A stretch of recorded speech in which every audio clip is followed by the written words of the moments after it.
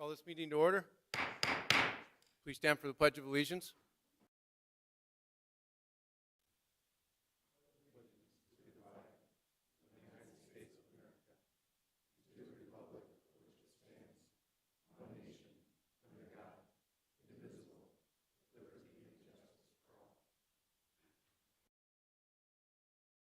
Thank you all for coming this evening. Will the clerk please take the attendance? 6 council members are present, Mr. Mayor. Councilmember Wendell is absent. Thank you.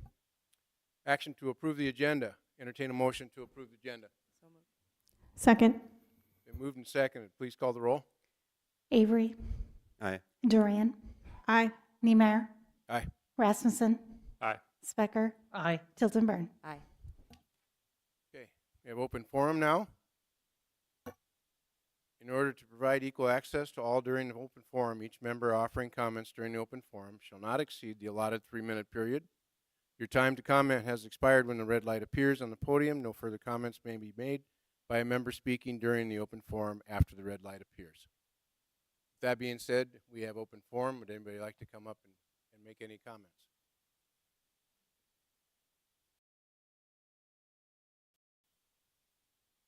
Is there something I have to do? Oh, green, okay.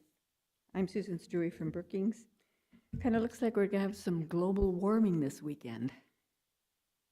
I guess I'm a stickler on love your neighbor as yourself when it comes to wintertime. By the actions of snowplows and ordinances, I don't think it comes across very well. Because every winter, the snowplows come down and they block your driveway. I don't know if there's anything that you have on those machines that can prevent that, but it leaves big clumps of snow. We can't get out, and you expect somebody like me to plow myself out with a snow shovel? Not possible. So I would like to have something done about that because it's a little bit impossible.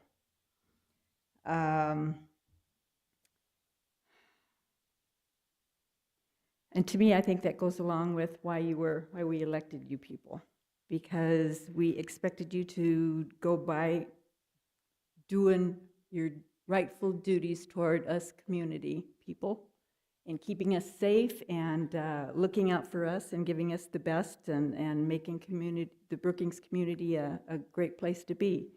But when it comes to the winter times and some of the things that happens, you know, I just can't see it happening. And according to a mission statement that I read, it says that the state's being committed to providing a high quality of life for its citizens. Well, wintertime, this is not very high quality life here. And according to some other things that happen in the summertime, election-wise, you name it. To me, Brookings is going in the opposite direction. And I think we need to start digging ourselves out of a hole. Innovative thinking and strategic planning, that definitely I would like to see in the wintertime with our driveways and clearing out the snow. Thank you.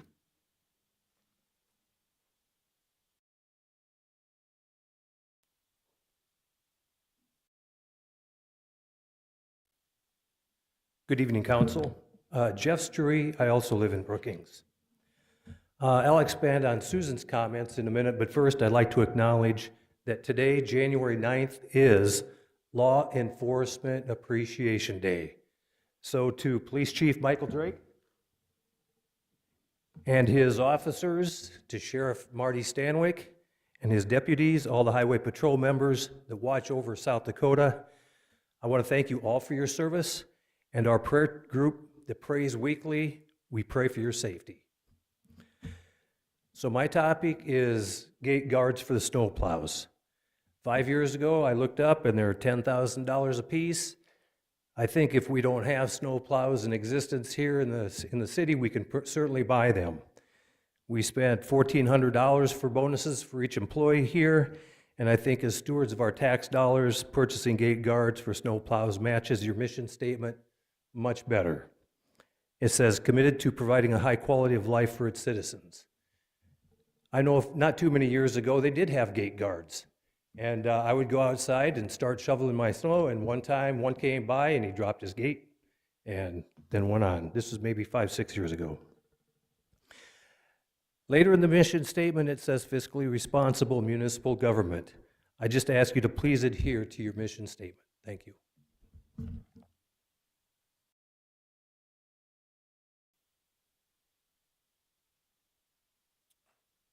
Okay. Move on to item 5, consent agenda. Approval of the consent agenda. Are there any items that need to be removed from consent agenda? Entertain a motion to approve the consent agenda. So moved. Second. Is there any public comments on any of the items on the consent agenda? Seeing none, council have questions, comments? Please call the roll. Duran, Aye. Niemeyer, Aye. Rasmussen, Aye. Specker, Aye. Tildenburn, Aye. Avery. Aye. Motion passes. We have a proclamation this evening, Martin Luther King Jr. Rally and Parade Day. I'd like to invite Jay Malak, I should say, I'm sorry. And we have nobody else. I know there was a list of other people, but the young man that's with him can certainly come up also.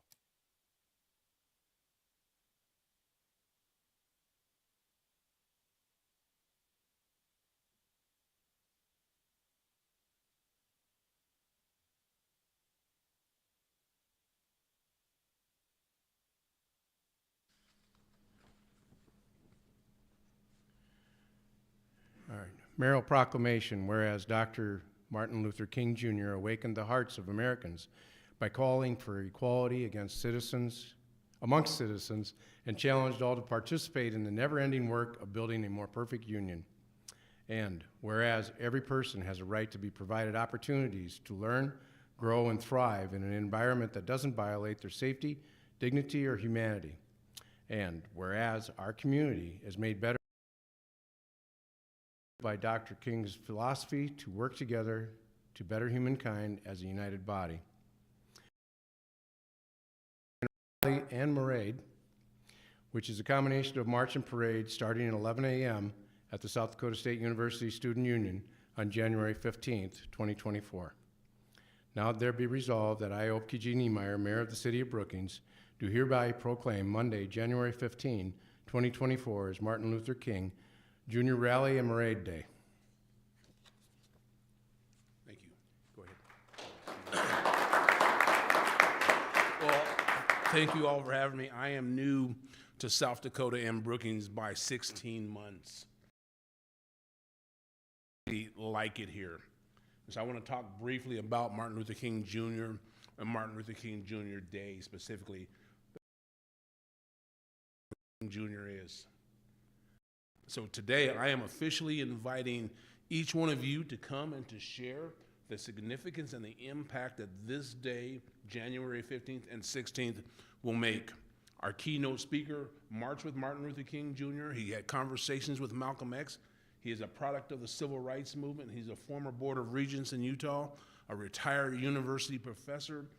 That's on the 15th. On the 16th, he will answer questions what it was like to be a product of the civil rights movement. I think South Dakota owes it to South Dakota to educate everybody as much about anything as possible or everything as possible that represents. This event has never been done before in the state of South Dakota before last year, so this is the second annual.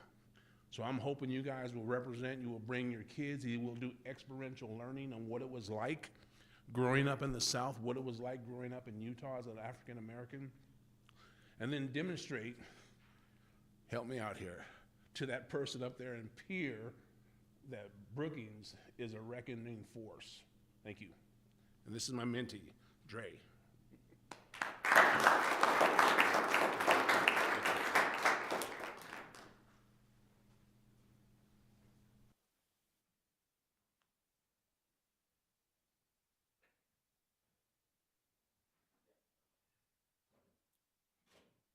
Okay, we always like to have one of these things happen. We have an introduction of a new employee this evening, and John Thompson, our Public Works Director, will present our new employee. Good evening, Mayor. Works. Tonight I'd like to officially welcome Charlie Kuhn. Charlie's going to be our new solid waste manager at the landfill, taking over the landfill operations and also the solid waste collections operations. Charlie's originally from Sheboygan, Wisconsin. His wife, Kristen, is from Huron, South Dakota. So kind of a little bit of link as to why he's coming back here. Charlie graduated from Western Dakota Tech in Rapid City with associate's degree in environmental engineering.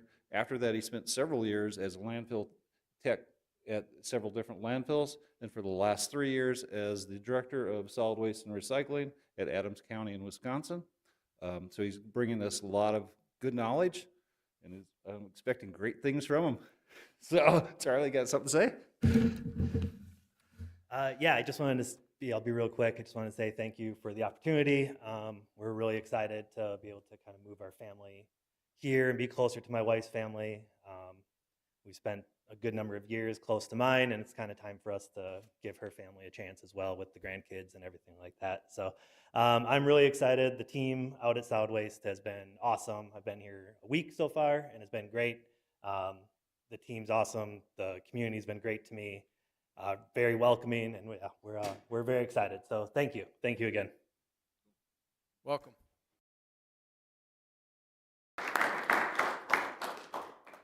Okay, we do not have an SDSU students report this evening, so we'll move on to ex officio reports. Brookings Municipal BMU report, please. Okay, I attended the with BMU. A couple of things that stood out, and were we had a report on a little small report on the progress of the water plant, and indicated that it's approximately 40% complete. So there's going to be some significant work to be done, but it's coming along. A couple other things that can confirm what we already know is that Brookings continues to grow, and there's just a lot of activity. They said that last summer, I think it was in July, that we had a new peak electric power usage in one day, and that and then there was another that set a record. And then a few days later, we broke that record. So we're continuing to use more electric power. They had a record number of utility locates. So when somebody's going to build something or dig something, they have to go out and locate the power lines, and that a record number of those. And they also said that there was a considerable number of our power disruptions, minor ones, were caused by the same people who were out there digging for the different things that didn't quite follow the lines, I guess. So, but that was an indicator of how much activity is going on continually in the city. So that was the major takeaways I had. Thank you, Wayne.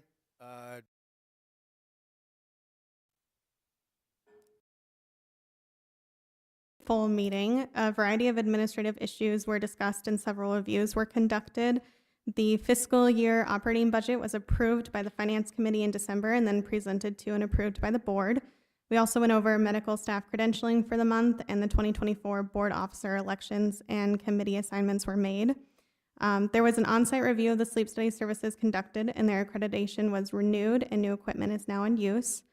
The Quality Committee also discussed the Department of Health survey review and updated protocols for infection-related procedures, and a variety of patient care services were reviewed, including the emergency department, which was redesignated as a level 5 trauma program, and the pharmacy department was also reviewed and did well. The home health had another record month with regard to the number of patients, and there has been an increasing number of patients needing mental health interventions, so the involuntary committal process was reviewed from start to finish. South Dakota also has one of the highest percentages of nursing home residents who are up to date with the COVID vaccine, according to a CDC report. And compared to 2021 and 2022, the staff turnover rates have stabilized for the most part, which is good news. The ambulance service participated in a statewide tabletop disaster drill involving an electricity grid failure, and BHS performed well due to a backup system. BHS was also awarded a grant by the South Dakota Department of Health to improve language barriers between medical professionals and patients, and currently they're looking at the website as well as forms used. And the health system received the Performance Leadership Award for its 7th consecutive year by the Chartis Center for Rural Health. Finally, there is a discussion of the final rules on Medicare Advantage plans for 2024. That has been discussed a lot, as well as 2 board positions will be available later in 2024. So the application deadline representing the city and the county on the board will be open sometime in June. That's all. Thank you, Bree. Changes or contract, or change orders or contract this evening. No first readings, but we do have a couple items on public hearings and second readings.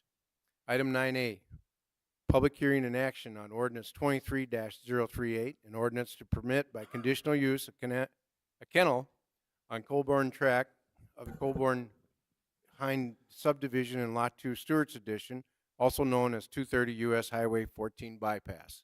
Mike Struck, our Community Development Director, will present this item.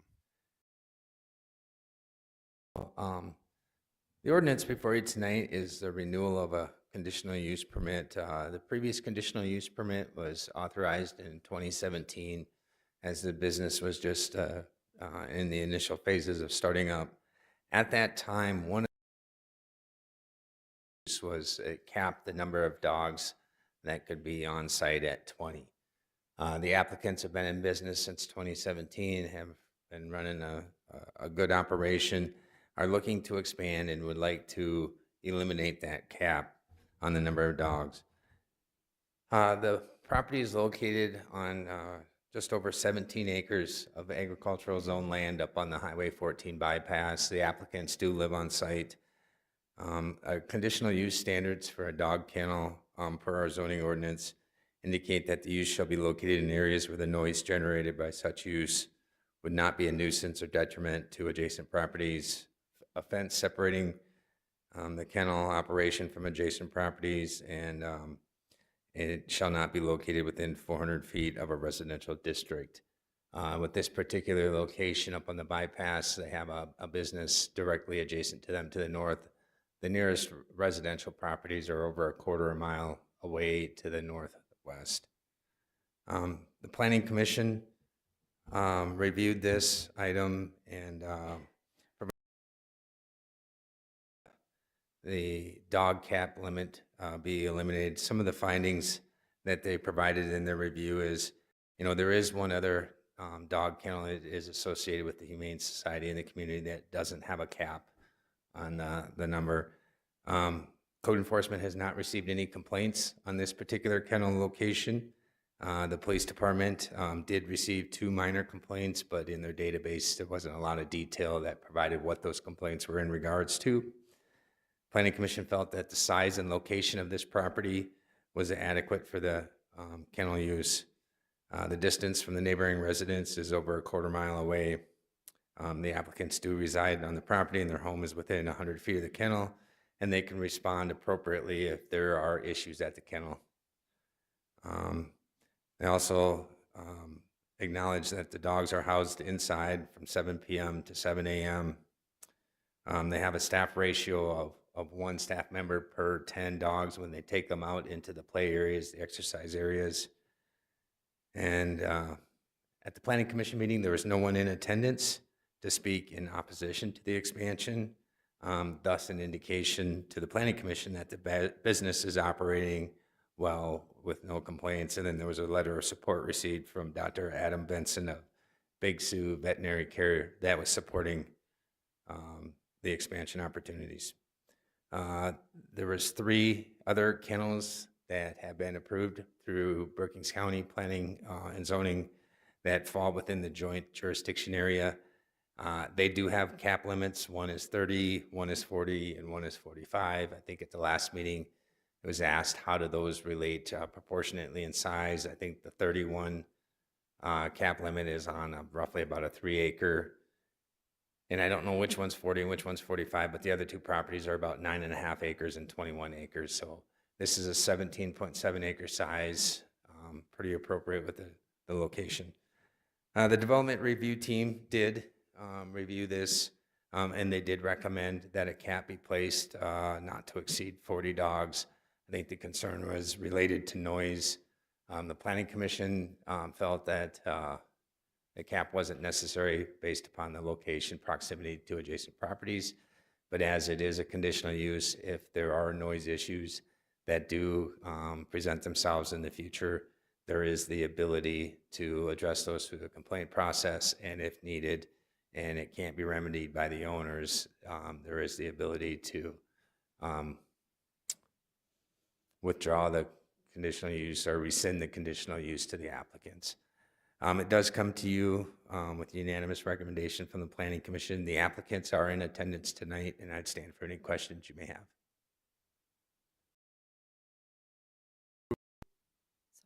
So move. Second. Open the public hearing on this item. Is there any public comment?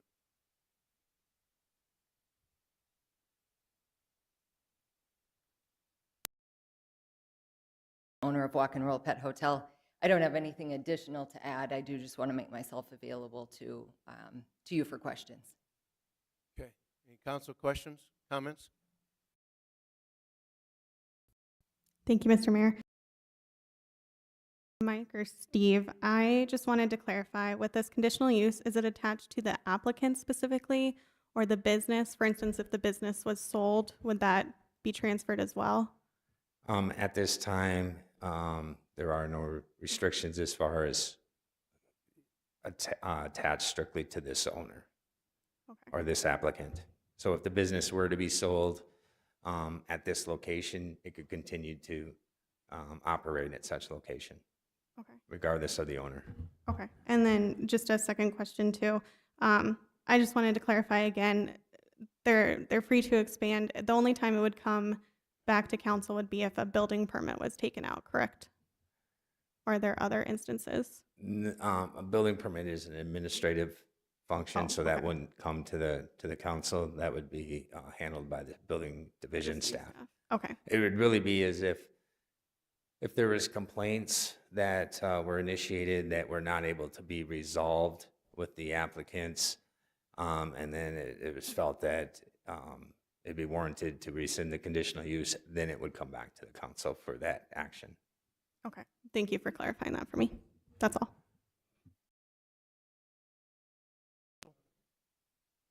Thank you. Please call the roll. Niemeyer. Aye. Rasmussen. Aye. Specker. Aye. Tildenburn. Aye. Avery. Aye. Duran. Aye. Okay, item 9B, public hearing and action on a special event, temporary alcoholic beverage application. Now I'll let Bonnie Foster, our city clerk, take it from there. Mayor and council members, this is a temporary alcoholic beverage application from the Brookings Chamber Group, Women in Leadership. They are wanting to hold a Galentine's event on February 13th at Brookings Cinema on West 6th Street.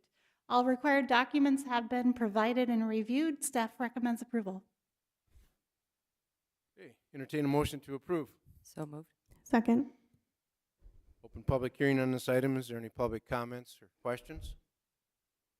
Seeing none, council have questions, comments? Please call the roll. Rasmussen. Aye. Specker. Aye. Tildenburn. Aye. Avery. Aye. Duran. Aye. Niemeyer. Aye. Well, that pretty much concludes all of our business this evening. We will have a study session on the 16th of January. Paul, you want to elaborate on what we're going to be discussing on that? Yes, that'll be of the 10 acres to Ryan Company and the facts surrounding that transaction. Okay. 23rd. So far,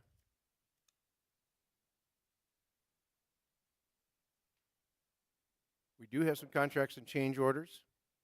We do not have any first or second readings. Obviously, we won't have any second readings next meeting. And then we are designated in purchase authorities and use on a couple items. Presentation of the Martin Luther King Awards. That'll be fun.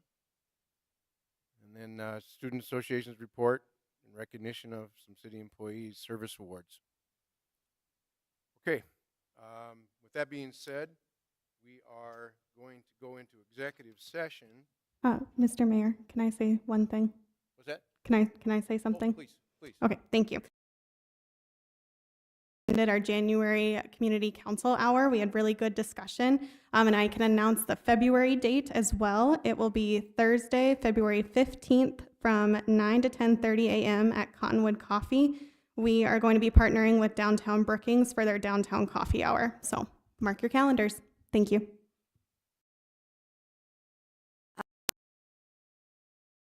Address the item around the gate guards on the snowplows. I know that at one point several years ago, we did have a very similar discussion. We did some pretty in-depth research as to whether or not they were viable in Brookings.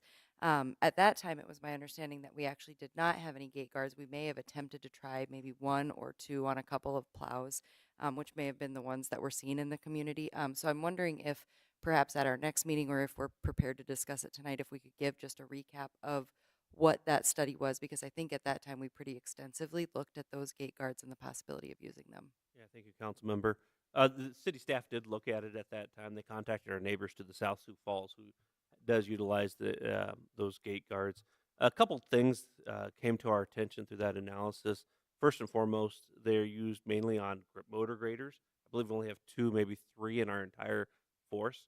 We rely heavily also on the plows. So you can't just put them on plows. Only put them on the motor graders. Only having 3 in stock meant that only certain neighborhoods, certain properties would ever receive that benefit. Also, talking to our neighbors to the south, we learned that a lot of times those gate guards are down for maintenance quite often. In fact, it takes just perfect conditions in order to use those gate guards. You can't use them, for example, when it's really wet outside, wet snow. It has to be a certain depth of snow, as I recall. The other factor is that we contract out roughly half of our town, and so those contractors would also have to have those gate guards, and all that comes at an expense. So when we look at effective and efficient snow removal, we try to expedite it as fast as possible. The other issue was that it slowed down the process for snow removal. We try to get the town open as soon as possible for the economics, for people to get back to work, school, those things. But we'd be more than happy to bring more information at a future work session if you would like. Thank you. And if I may, I just had one more thing I wanted to say, and that is congratulations to the SDSU football team for their 2nd championship win. On January 18th, there will be a celebration for that campus. We'll have more information about that. So if anybody wants to join that celebration, that'll happen on January 18th. Any other comments, questions? Fortunate enough to go down, so was Andrew and Holly, and Wayne also attended with his wife, and Holly's husband came along. My daughter went with me. It was a great experience. It put SDSU on the map, it put Brookings on the map, and it put South Dakota on the map. We were represented very well. I want to say thank you to the Montana fans. They were very pleasant to hang out with. Times that I had experiences with them, they were very humble, and were very impressed with SDSU, along with the Brookings, or I should say the Pride. People were very impressed with the Pride. The Pride got to go down there also. It was a very fun weekend. Big victory for not only the SDSU football team, but for our whole state. So congratulations to them, and then we will now go into executive session. Enter an executive session pursuant to SDCL 1-25-2.3 for the purpose of consulting with legal counsel or reviewing communications from legal counsel about proposed pending litigation or contractual matters. I entertain a motion to enter an executive session. So moved. Second. Been moved and second. Please call the roll. All those in favor say aye. I'm sorry. Voice vote. Aye. Aye. Aye. There will not be any business after this. We will adjourn right after executive session.